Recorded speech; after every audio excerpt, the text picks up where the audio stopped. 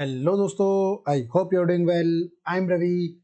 Welcome to my YouTube channel learn with RV Sharma. आज के session में हम लोग डिस्कस करने वाले हैं मेजरमेंट ऑफ नेशनल इनकम। हम लोगों ने लास्ट 3 सेशन में देखा circular flow of income in two sector economy. उसके बाद हमने बेसिक कंसेप्ट पढ़े मैक्रो इकोनॉमिक्स के, देन नेशनल इनकम पढ़ा हमने, एग्रीगेट्स उसके। अब यहाँ पे हम लोग देखेंगे कि नेशनल इनकम को कैलकुलेट कैसे किया जाता है। हमारे जो गवर्नमेंट जीडीपी का डाटा लेके आती है कि हमारे देश में इतनी जीडीपी है, इतनी नेशनल इनकम है, तो वो निकाली कैसे जाती है एक्चुअली ऑन पेपर। आप इकोनॉमिक्स के स्टूडेंट हो तो आप लोगों को पता होना चाहिए नेशनल इनकम क्या होता है, उसे कैसे निकाला जाता है, कौन कौन से मेथड्स होते हैं, और नेशनल इनकम को फिर आगे कैसे यूज़ किया जाता है जीडीपी निकालने के बाद। और क्या सबसे इम्पोर्टेंट क्वेश्चन कि क्या नेशनल इनकम ग्रो होना मतलब जीडीपी के ग्रो होना एक सिंबल है वेलफेयर का, कि किसी इकोनॉमी में जीडीपी ग्रो हो रही है तो वहाँ पे वेलफेयर बढ़ रहा है। तो क्या ऐसा जरूरी है या पॉसिबल है या नहीं, उस सब के बारे में आज हम लोग इस वीडियो में डिस्कस करने वाले हैं। तो सबसे पहले नेशनल इनकम क्या होता है कि जो भी हम गुड्स एंड सर्विसेज प्रोड्यूस कर रहे हैं इकोनॉमी के अंदर, सेल परचेज हो रहा है, ठीक है, फाइनेंशियल ट्रांजेक्शन्स हो रहे हैं, वो सब किस में आते हैं हमारे नेशनल इनकम में। एक डोमेस्टिक टेरिटरी के अंदर जो भी गुड्स एंड सर्विसेज का प्रोडक्शन हो रहा है तो वो हम कहाँ पे लेते हैं, नेशनल इनकम में कैलकुलेट करते हैं। ठीक है, तो नेशनल इनकम कैलकुलेट करने के कौन कौन से मेथड होते हैं? 3 मेथड होते हैं। पहला वैल्यू एडेड मेथड, दूसरा एक्सपेंडिचर मेथड और तीसरा इनकम मेथड। ये तीनों मेथड बहुत इंपॉर्टेंट है आपके एग्जाम के लिए। इन तीनों में से किसी भी एक के ऊपर थ्योरी भी आ सकता है, किसी भी एक के ऊपर न्यूमेरिकल भी आ सकता है। आपका जो प्रॉपर 4 चैप्टर्स हैं नेशनल इनकम के, ठीक है, जो पहला सर्कुलर फ्लो ऑफ इनकम है, दूसरा आपका बेसिक्स ऑफ मैक्रो इकोनॉमिक्स है, तीसरा नेशनल इनकम एंड एग्रीगेट्स, चौथा जो भी हम कर रहे हैं मेजरमेंट ऑफ नेशनल इनकम। इन चारों का वेटेज 10 मार्क्स है। ठीक है, और उस 10 मार्क्स में से सबसे ज्यादा वेटेज इसी चैप्टर से। सर्कुलर फ्लो कई बार 3 नंबर का आ जाता है, यहाँ से भी कई बार 1 या 2 क्वेश्चन आते हैं, यहाँ से भी 3 नंबर का एक क्वेश्चन आता है, यहाँ से आता है 6 नंबर का क्वेश्चन। आइदर वो न्यूमेरिकल हो सकता है या फिर 3-3 हिस्सों में बांट के, मतलब 3 हिस्सों मतलब कि एक क्वेश्चन को 2 पार्ट्स में बांट देंगे 3-3 नंबर के। तो वो या तो थ्योरी उठा लेते बाकी किसी में से, या इसमें से एक थ्योरी, या दोनों ही क्वेश्चन इसमें से। वो मैंने लास्ट के पेपर आपको दिए हुए हैं, लास्ट में लास्ट के क्वेश्चन इस वीडियो के लास्ट में है, तो आप देख लेना किस तरह के क्वेश्चन आते हैं इस चैप्टर से। ठीक है, आगे बढ़ते हैं चैप्टर की तरफ। सबसे पहले स्टार्ट करेंगे, एक बार बेसिक्स बताया था तीनों का। बेसिक जो है एक्सपेंडिचर मेथड में क्या करते हैं, C plus I plus G plus X minus M. Export, net export को बोलते हैं export minus import, X minus M. ठीक है, consumption plus investment plus government plus net export, मतलब एक्सपोर्ट माइनस इम्पोर्ट। तो ये सब किस में आता है हमारा एक्सपेंडिचर मेथड। अभी डिटेल में पढ़ेंगे आगे, बस बेसिक बता रहा हूँ। इनकम मेथड में कैसे निकालते हैं, wages, rental capital of India, rent rate capital of India, firm profit. ठीक है, सारे प्रॉफिट जो भी अर्निंग्स होते हैं, सैलरीज, वेजेस एंड सैलरी, सब इसमें आता है, प्रॉफिट वगैरह। प्रोडक्शन मेथड बोल लो, ये वैल्यू मेथड बोल लो, final value of all goods and services minus intermediate. ठीक, इनको थोड़ा डिटेल में पढ़ देख के करके। सबसे पहले स्टार्ट करते हैं वैल्यू एडेड मेथड से। वैल्यू एडेड मेथड होता क्या है बेसिकली? वैल्यू एडेड मेथड में क्या होता है कि हम हर स्टेप पे लगने वाली कॉस्ट को ऐड करते हैं और उससे फिर अपनी जीडीपी निकाल लेते हैं। ठीक है, अब ये हम जीवीए एमपी निकालते हैं। अगर हम एक primary sector, secondary sector, tertiary sector, ठीक है, सर्विस सेक्टर बोलते हैं इसको, इन तीनों में हम वैल्यू एडेड मेथड निकालते हैं। उसमें जो निकलता है प्राइमरी सेक्टर का, जो निकलता है उसको क्या बोलते हैं, जीवीएमपी। इसी तरीके से जब हम सेकेंडरी सेक्टर का टोटल करते हैं वैल्यू एडेड मेथड, तो क्या निकलता है, जीवीएमपी ऑफ सेकेंडरी सेक्टर। इसी तरीके से सर्विस सेक्टर का निकाल लेते हैं। तो तीनों को प्लस करके, प्राइमरी, सेकेंडरी और टर्शियरी, तीनों को प्लस करके हमारा क्या बनता है, जीडीपी एमपी। अगर 1 मार्क्स का क्वेश्चन भी है कि वैल्यू एडेड मेथड से क्या बनता है, जीडीपी एमपी आता है। कई बार क्वेश्चन में लोग क्या करेंगे, 4 नंबर का क्वेश्चन हो गया, 3 नंबर का या 6 नंबर का क्वेश्चन हो गया, उसमें क्या करते हैं, वो GVA MP at primary sector दे देंगे, सेकेंडरी देंगे, टर्शियरी दे देंगे, और बोलेंगे वहां से कि एनडीपीएफ से निकालना है। अब अगर आपको पता ही नहीं होगा कि इन तीनों को प्लस करके जीडीपी एमपी बनता है, तो अब ये कहां तक कैसे पहुंचोगे? या बोल देंगे एनडीपीएफ से निकालो। तो इसलिए आपको ये भी बताना जरूरी है कि किससे क्या निकलता है। वैल्यू एडेड मेथड में तीनों सेक्टर्स का जीवीएमपी ये डायरेक्टली दिया होता है 90% क्वेश्चन में।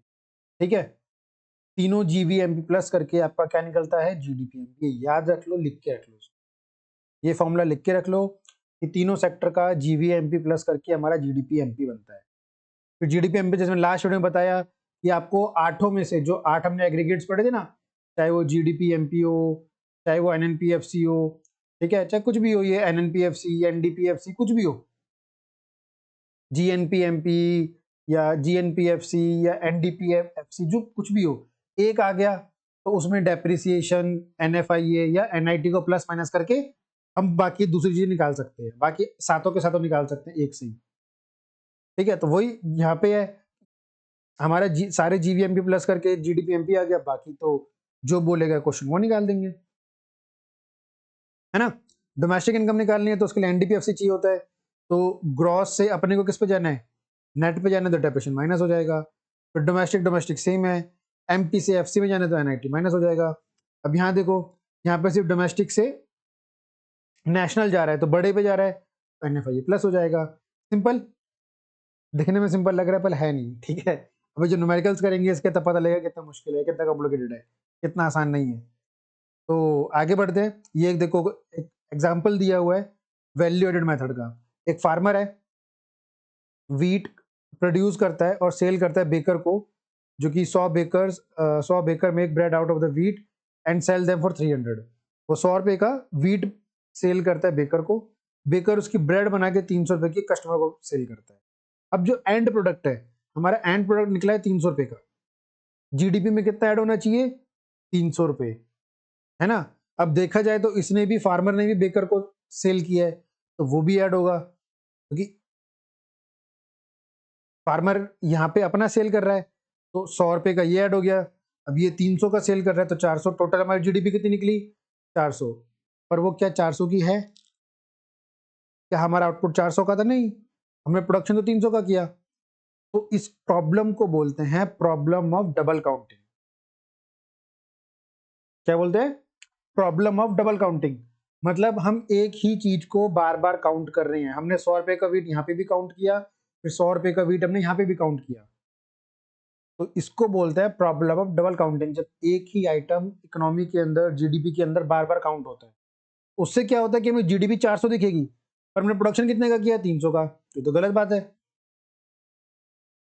हम प्रोडक्शन तो कम कर रहे हैं, हमारा आउटपुट तो 300 रुपए का, लेकिन जीडीपी में कितना दिख रहा है, 400 रुपए। तो इसीलिए हम लोग वैल्यू एडेड मेथड को लेके आए, जिसमें हम लोग इंटरमीडिएट गुड्स मतलब जो मैंने लास्ट वीडियो में बताया था, इंटरमीडिएट गुड्स और फाइनल गुड का डिफरेंस बिटवीन, जिन्होंने नहीं देखा हो जाके देख लेना।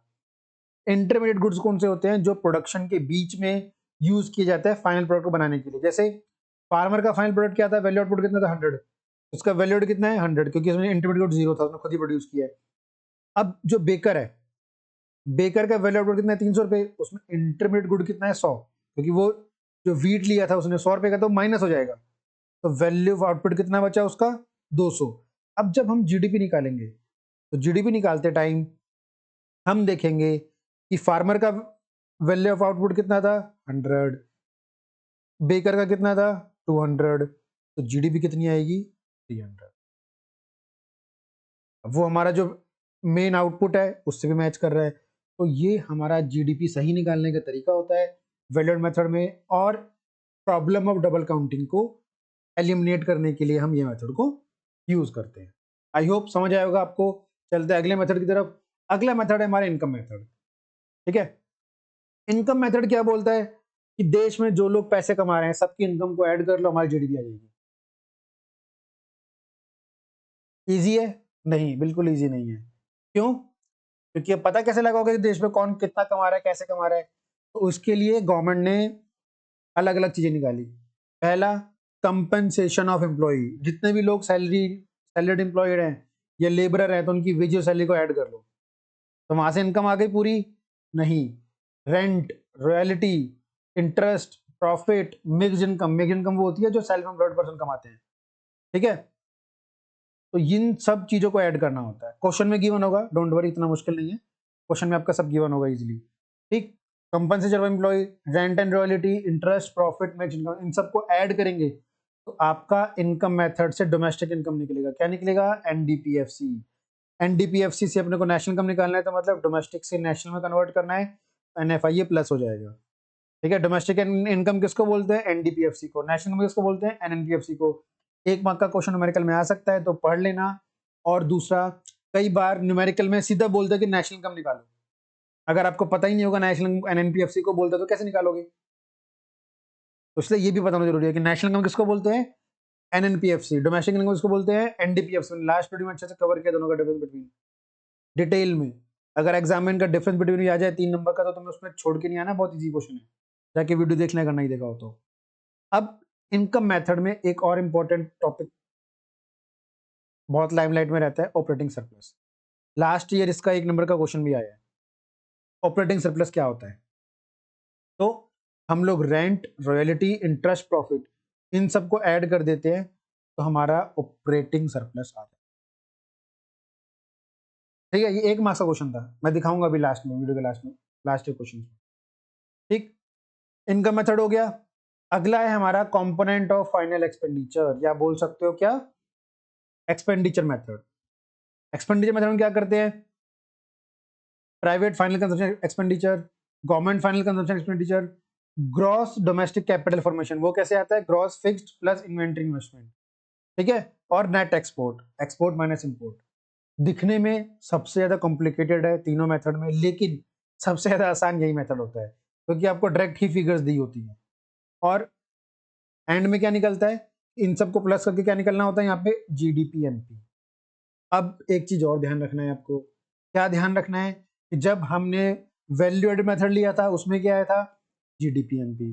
जब हमने नेशनल इनकम मेथड लिया था उसमें क्या आया था? एनडीपीएफसी। अब एक्सपेंडिचर मेथड ले तो वापस से जीडीपी एमपी आता है। ये लिख लेना एक जगह पे कि इनकम मेथड से जीडीपी एमपी निकलता है, सॉरी, वैल्यूड मेथड से जीडीपी एमपी निकलता है, इनकम मेथड से एनडीपीएफसी निकलता है, और एक्सपेंडिचर मेथड से जीडीपी एमपी निकलता है। कहीं पता लगे आपने चारों प्लस तो किए, प्लस करके लिख दिया एनडीपीएफसी आया है तो 0 नंबर। ठीक, जीडीपी एमपी निकल जाएगा। अब वो लोगों मैंने आप लोगों को अच्छे सिखा दिया है कि एक निकल जाए तो बाकी 7 कैसे निकालने हैं? डेप्रिसिएशन, एनआईटी और एनएफआई को प्लस माइनस करके बाकी 7 निकल जाते हैं एक से। ठीक है, ये एक फ्लो चार्ट दिया हुआ है इसमें तीनों मेथड बहुत ही अच्छे से बना के दिए हुए हैं। ये देख के आपको कॉपी पेस्ट करना है तो लिख लेना है, स्क्रीनशॉट ले लेना है इसका, या लिख के रख लेना, एग्जाम में बहुत काम आएगा ये वाला फॉर्मेट आपका। ठीक है, वैल्यूड मेथड में क्या होगा कि तीनों सेक्टर को जीवीएमपी प्लस करोगे तो क्या निकलता है हमारा? जीडीपीएमपी। उसमें डेप्रिसिएशन माइनस करोगे, एनआईटी प्लस करोगे तो एनडीपीएफसी आ जाएगा, जो कि डोमेस्टिक इनकम होता है। नेशनल इनकम निकालना है तो एनएफआई प्लस कर लेंगे। इजी है। इनकम मेथड में compensation of employ, salary wages add कर लेंगे, रेंट, रॉयल्टी, इंटरेस्ट, प्रॉफिट इन सबको मिला के हमारा ऑपरेटिंग सरप्लस बनता है, प्लस मिक्स्ड इनकम। उससे क्या निकलता है हमारा? एनडीपीएफसी। उसमें प्लस करेंगे एनएफआई तो क्या निकलेगा? नेशनल इनकम निकल जाएगा। एक्सपेंडिचर मेथड में चारों को प्लस करना होता है, जीडीपीएमपी निकलेगा, इन दोनों को माइनस करेंगे तो एनडीपीएफसी, और लास्ट में नेशनल इनकम निकल जाएगा। ठीक है, एट द एंड हमको क्या निकालना है? नेशनल इनकम निकालना है। नेशनल को क्या बोलते हैं? एनएनपीएफसी। अब अगर क्वेश्चन में डोमेस्टिक इनकम दिया हो तो एनडीपीएफसी। इजी है। बस ध्यान क्या रखना है आपको कि वैल्यू एडेड मेथड में जब इन तीनों को प्लस करते हैं तो हमारा जीडीपीएमपी निकलता है, इनकम मेथड में हमारा एनडीपीएफसी निकलता है, और एक्सपेंडिचर मेथड में जीडीपीएमपी आता है। ऐसा ना हो कि आप इनकम मेथड में इन सबको प्लस करो, जीडीपीएमपी लिख के फिर सारा क्वेश्चन गलत कर दो आगे। तो इस चीज का ध्यान रखना है स्पेसिफिकली। इस चार्ट का स्क्रीनशॉट ले लो या इसको लिख के रख लो, एग्जाम में बहुत काम आएगा ये चार्ट। ठीक है, आगे बढ़ते हैं। अगला टॉपिक है हमारा रियल जीडीपी, नॉमिनल जीडीपी, जो कि एग्जामिनर का बहुत फेवरेट क्वेश्चन है। 3 नंबर के मार्क्स में, 3 नंबर में आएगा, न्यूमेरिकल में आपका, न्यूमेरिकल करूँ एमसीक्यू में क्वेश्चन आता है आपके। ठीक है, दोनों में डिफरेंस क्या होता है और इतना इंपॉर्टेंट टॉपिक क्यों है? अब देखो, जीडीपी निकालने के 2 तरीके होते हैं। 2 तरीके कैसे? कि या तो आपके जो भी मार्केट में प्राइस चल रहे हैं आप उससे जीडीपी निकाल लो, लेकिन उससे दिक्कत क्या होती है कि हमें जीडीपी जो है, अब मोदी गवर्नमेंट आई है 2014 में, है ना, अब चल रहा है 2025। अब हम यहां पे हमारा मान लो कि एक ब्रेड का पैकेट आता है 10 रुपए का, अब 11 साल बाद वो ब्रेड का पैकेट आता है 20 रुपए का। उससे क्या होगा? उससे ये होगा कि उस टाइम पे अगर ब्रेड के पैकेट 1 लाख सेल होते थे तो हमारी जीडीपी कितनी बनी? 10 लाख, है ना। अंदाजे से एक एग्जाम्पल लेके बता रहा हूं आप लोगों को। और अगर आज के टाइम पे हमारे 80,000 ही ब्रेड के पैकेट सेल हो रहे हैं, तुम्हारी जीडीपी कितनी बनेगी? 80 टू 20, 1,60,000। कंसेप्ट समझे आप लोग कि पहले 1 लाख ब्रेड के पैकेट बिक रहे थे, तब जीडीपी हमारी कितनी थी? 10 लाख थी, है ना? तो अब 80 अगर हम बेचेंगे 20 के हिसाब से 80,000, तो हमारी जीडीपी कितनी हो जाएगी? 16 लाख। ठीक है, मतलब बेसिकली मैं आपको ये समझाना चाह रहा हूं कि यहाँ पे हमारी सेल जो है वो कम हुई है, 1 लाख से 80,000 हो गई, लेकिन फिर भी जीडीपी ग्रो करी है हमारी। जीडीपी 10 लाख से कितनी हो गई? 16 लाख हो गई हमारी, है ना? 1 लाख को 10 से मल्टीप्लाई करेंगे 10 लाख हो जाएगा, 80,000 को 20 से करेंगे तो 16 लाख हो जाएगा। तो यहाँ पे दिक्कत आती है कि जो हमारी इन्फ्लेशन होती है, जो हमारे चीजों के प्राइस बढ़ रहे हैं इकोनॉमी के अंदर, उससे क्या हो रहा है? हमें गलत जीडीपी आ रही है ना? अगर हम 10 साल से डाटा कंपेयर करेंगे, गवर्नमेंट क्या करती है कि पहले हमारी जीडीपी इतनी थी, 10 साल पहले जब मोदी गवर्नमेंट आई तो हमारी जीडीपी कितनी थी? मान लो कि वो बता रहे हैं कि पहले जीडीपी 10 लाख थी, अभी जीडीपी 16 लाख है। अरे भाई, तुम्हारा सेल तो कम हुआ है, प्रोडक्शन तो कम हुआ है इकोनॉमी के अंदर। ये ग्रोथ किस वजह से है? ये ग्रोथ है आपका इन्फ्लेशन की वजह से। जो ब्रेड के पैकेट पहले 10 के आते थे, 20 के आते हैं। रियल लाइफ एग्जांपल नहीं है ये, बस आपको एक हाइपोथेटिकल, मतलब एक एक एग्जांपल दे रहा हूँ, इमेजिनरी एग्जांपल दे रहा हूँ आपको, ठीक है, ताकि आप लोग समझ पाओ कि मैं क्या बोलना चाह रहा हूँ। कि इन्फ्लेशन की वजह से भी जीडीपी ग्रो करती है, लेकिन ग्राउंड लेवल पे काम नहीं हो रहा होता। तो उसके लिए यहाँ पे हम लोग दो कंसेप्ट लेके आए, रियल जीडीपी और नॉमिनल जीडीपी, ताकि जो इन्फ्लेशन वाला गैप है इसको हम लोग एलिमिनेट कर सकें। ठीक है, अब नॉमिनल जीडीपी क्या होता है कि जीडीपी निकलता है हमारा current economic output produce in year, current market price, जो अभी का प्राइस है मार्केट में, उसके बेसिस पे। और रियल जीडीपी किसके बेस पे निकलता है? Pre determined base year price पे। अभी का बेस ईयर प्राइस क्या चल रहा है? 2011। हम लोग 2011 का बेस ईयर प्राइस लेके रियल जीडीपी निकालते हैं, जिससे पता लगता है कि हम 2011 के बेस ईयर प्राइस पे हमने 2014 में भी जीडीपी निकाली होगी, फिर 2025 में भी निकाल रहे हैं। तब पता लगता है कि उस प्राइस पे हमारी इकोनॉमी में ग्रो हुआ है या डाउनफॉल आया है। ठीक है, जो इन्फ्लेशन गैप मैंने बताया आप लोगों को कि ब्रेड का पैकेट वाला 10 का था 20 का हो गया, उससे प्रोडक्शन कम हुआ लेकिन फिर भी जीडीपी ग्रोथ दिखा रही थी हमारी। तो उसको एलिमिनेट करने के लिए हम लोग रियल जीडीपी का कंसेप्ट लेके आए। मैंने ये चीज डिटेल में इसलिए समझाई है क्योंकि ये टॉपिक आपका लास्ट ईयर 3 मार्क्स का आया था बोर्ड के एग्जाम। अगर आप लोगों ने चीज जो मैंने बोली पिछले 3-4 मिनट में ढंग से सुनी है, तो वो 3 नंबर का क्वेश्चन आप बहुत अच्छे से अटेम्प्ट कर सकते हैं। वो क्वेश्चन यही था कि रियल जीडीपी नॉमिनल जीडी से क्यों अच्छा है। इसीलिए कि जो इन्फ्लेशनरी गैप है वो वहां पे गायब हो जाता है, आपको एक्चुअल डाटा मिलता है। ठीक है, nominal GDP does not take inflation into account, ये इन्फ्लेशन नहीं लेता है, ये इन्फ्लेशन को एडजस्ट करता है। ये बस जो प्राइस बढ़े होते हैं उस पर ही जीडीपी निकाल देता है, लेकिन इन्हें इन्फ्लेशन को एडजस्ट कर देता है। ठीक है, मार्केट प्राइस पे है, ये बेस ईयर प्राइस पे लिया जाता है। ठीक है, ये ज्यादा निकलता है क्यों? क्योंकि इन्फ्लेशन आता है तो उसके सबसे जीडीपी ज्यादा दिखती है वैल्यू, लेकिन इसमें जीडीपी का प्राइस कम दिखता है। क्यों? क्योंकि जो प्राइस होता है वो लास्ट 2000 जो बेस ईयर प्राइस है उसके बेसिस पे लेते हैं। ठीक है, तो यहाँ पे जीडीपी कम आती है। ये हम क्वार्टरली बेसिस पे कंपेयर करने पे हेल्पफुल होता है और ये ईयरली बेसिस पे कंपेयर करने में हेल्पफुल होता है। ठीक है, रियल जीडीपी ईयरली बेसिस पे, नॉमिनल जीडीपी क्वार्टरली बेसिस पे। From nominal GDP economic growth can't be analyse easily, तो ये टॉपिक हो सकता है आपका बोर्ड वाले एग्जाम में, जो मैंने बोला था 3 नंबर क्वेश्चन में। और real GDP is a good indicator of the economic growth. अगर रियल जीडीपी ग्रो कर रही है तो पता लगता है कि रियलिटी में इकोनॉमी ग्रो कर रही है। ठीक है, जीडीपी डिफ्लेटर पढ़ लेना, इजी टॉपिक है। इसका 1 नंबर का आपका एमसीक्यू आ सकता है कि नॉमिनल जीडीपी दे देंगे, रियल जीडीपी दे देंगे, बोलेंगे जीडीपी डिफ्लेटर निकालो, या नॉमिनल जीडीपी दे देंगे, या मतलब डिफ्लेटर दे देंगे और रियल जीडीपी देंगे, ये नॉमिनल जीडीपी निकालने के लिए बोल देंगे। मतलब इन 3 में से कोई भी 2 आपको डाटा दे दिया जाएगा, तीसरा निकालने को दिया जाएगा, तो प्लस माइनस मल्टीप्लाई डिवाइड करके निकाल लेना। फॉर्मूलाज लिख लो, इजी है। 1 नंबर का क्वेश्चन आता है तो फ्री का मार्क्स है। अगला टॉपिक आता है हमारा जीडीपी एंड वेलफेयर, जो मैंने आपको वीडियो के स्टार्टिंग में बताया था कि क्या ऐसा मैंडेटरी है कि अगर जीडीपी ग्रो कर रही है तो इकोनॉमी में वेलफेयर भी हो रहा है। वेलफेयर का मतलब क्या होता है? Welfare means a sense of material wellbeing among the people, कि लोगों का भला हो रहा है। तो ये जरूरी है कि जीडीपी ग्रो कर रही है तो लोगों का भला भी हो रहा है। सोचो इस चीज को एक बार। अब यहाँ पे 6 टॉपिक दिए गए हैं जिन चीजों को ध्यान में रखा जाता है कि जरूरी नहीं है कि अगर जीडीपी ग्रो कर रही है, लिमिटेशंस है जीडीपी एंड वेलफेयर। ये लिमिटेशंस है किस चीज की, कि जरूरी नहीं है कि अगर जीडीपी ग्रो कर रही है तो इकोनॉमी वेलफेयर भी हो रहा है, लोगों का भला हो रहा है। क्यों? पहला टॉपिक है डिस्ट्रीब्यूशन ऑफ जीडीपी। अगर जीडीपी इकोनॉमी में ग्रो कर रही है, जैसे हमारी गवर्नमेंट का भी टारगेट है हमारी जीडीपी को 5 ट्रिलियन इकोनॉमी लेके जाना। आप लोग इकोनॉमिक्स स्टूडेंट हो तो आप लोगों को पता होना चाहिए अभी के टाइम पे हमारी जीडीपी कितनी है, तो आप लोगों का होमवर्क है कि जाके देखना कि हमारी जीडीपी कितनी है अभी इकोनॉमी। ठीक है। और हमारी गवर्नमेंट का जो टारगेट है जीडीपी को लेके जाने का वो $5 ट्रिलियन इकोनॉमी बनाने का है। एक बारी को मान लेते हैं कि वो हम 5 साल में या 7 साल में वो अचीव कर लेते हैं। ठीक है, 2025 चल रहा है, हम मान लेते हैं कि 2030 में हम लोग 5 ट्रिलियन इकोनॉमी में पहुंच जाते हैं। तो ये कैसे मेजर करेंगे कि वो लोगों का भला भी हो रहा है उससे?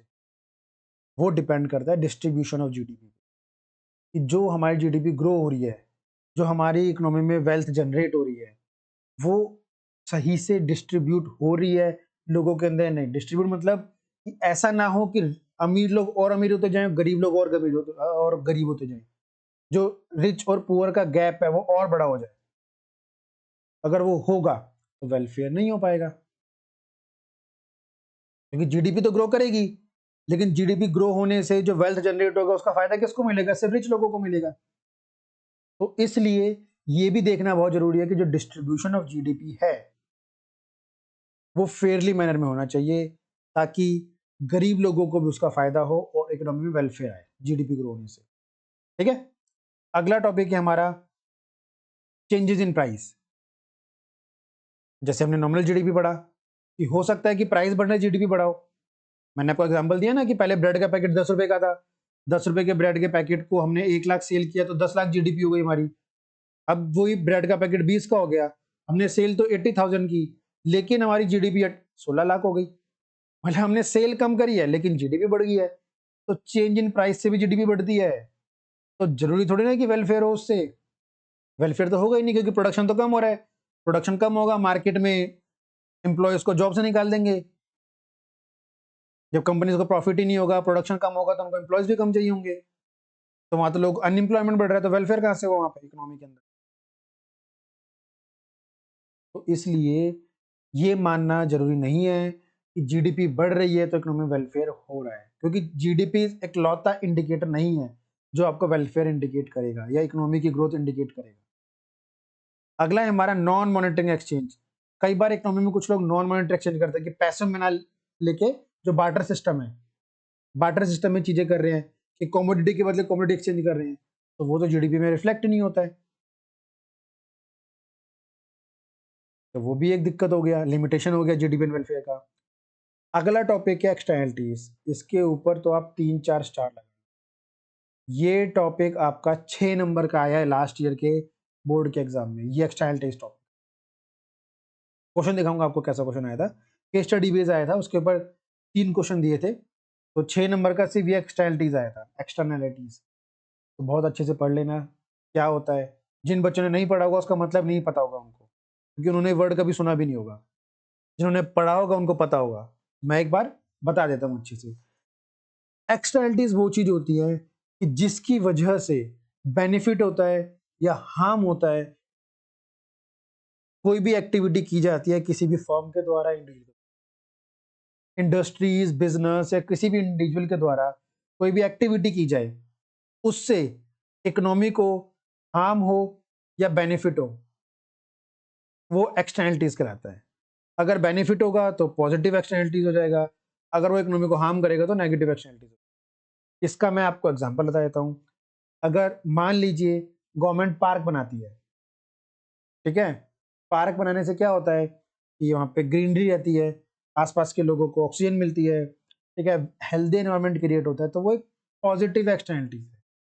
नेगेटिव कि एक केमिकल फैक्ट्री है, अब उससे धुआं निकल रहा है, वो अपना वेस्ट नदी में बहा दे रहा है, तो उससे क्या हो रहा है, अब जो वो एनवायरनमेंट को नुकसान पहुंचा रहा है कि यहाँ पे एयर पोल्यूशन हो रहा है, वाटर पोल्यूशन हो रहा है, तो वो उसके कहीं लॉस में तो नहीं आ रहा, लेकिन वो इकोनॉमी को नुकसान पहुंचा रहा है, इकोनॉमी को बोल रहा है, एनवायरनमेंट को नुकसान पहुंचा रहा है, और वो एनवायरनमेंट को नुकसान पहुंचा रहा है, एट द एंड वो भुगतना किसको पड़ेगा, इकोनॉमी को भुगतना पड़ेगा। अगर नदी का पानी गंदा हो रहा है तो उसकी सफाई के लिए खर्चा भी तो गवर्नमेंट को करना पड़ेगा। एयर पोल्यूशन वो कर रहा है तो बाकी जो 4 लोग उससे बीमार होंगे तो वो भी तो इकोनॉमी में नुकसान होगा। तो इसको बोलते हैं नेगेटिव एक्सटर्नलिटीज, कि किसी बिजनेस के इंडिविजुअल के एक्टिविटीज करने से दूसरों को हार्म हो तो नेगेटिव एक्सटर्नलिटीज, दूसरों को फायदा हो तो पॉजिटिव एक्सटर्नलिटीज। ठीक है, अच्छे से कवर कर लेना टॉपिक, इंपॉर्टेंट टॉपिक है, लास्ट ईयर 6 नंबर में है क्वेश्चन, तो बहुत इंपॉर्टेंट है। रेट ऑफ पॉपुलेशन ग्रोथ, कि पॉपुलेशन की ग्रोथ की स्पीड से हो रही है। मान लो कि आपके देश की इकोनॉमी है 10 लाख है, लोग आपके यहाँ 1 लाख है, ठीक है, आपकी जो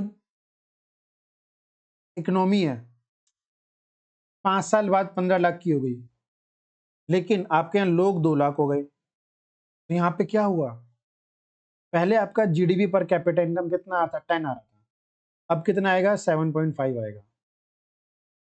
आपने जीडीपी तो ग्रो की 5 लाख से, लेकिन आपकी जो पॉपुलेशन ग्रोथ है वो ज्यादा तेजी से बढ़ गई, रेट ऑफ पॉपुलेशन ग्रोथ ज्यादा स्पीड से बढ़ रहा है एज कंपेयर टू जीडीपी, तो वहां पे पर कैपिटा जो इंडिविजुअल लोगों के हाथ में पैसा तो कम आ रहा है। तो ये एक और लिमिटेशन है, ये प्रूव करने के लिए कि जीडीपी बढ़ना ही वेलफेयर का सिंबल नहीं होता। ठीक है, अगला वही composition of GDP, composition GDP में भी क्या होता है आपका कि higher GDP will promote welfare only if increased output comprise of goods of mass communication and essential goods. ऐसा नहीं है कि जीडीपी तो ग्रो की आपने, लेकिन आपने सारा पैसा डिफेंस इक्विपमेंट में लगा दिया। अगर आपने डिफेंस इक्विपमेंट में लगा दिया तो उससे सोसाइटी का थोड़ी ना कोई फायदा हुआ, ना एम्प्लॉयमेंट जनरेट हुआ, ना लोगों का फायदा हुआ, कुछ नहीं हुआ वहां पे। तो जो आपका जीडीपी का कंपोजिशन है, आप उसको कहाँ बांट रहे हो वो भी मैटर करता है। ठीक है, इजी टॉपिक है, थोड़ा डिटेल में मैंने अच्छे से कवर इसलिए किया क्योंकि 6 नंबर में एग्जाम में आता है कई बार थ्योरी बेस में, तो अच्छे से कवर कर लेना आप लोग भी। फिर भी कोई डाउट हो तो नीचे कमेंट सेक्शन में लिख देना।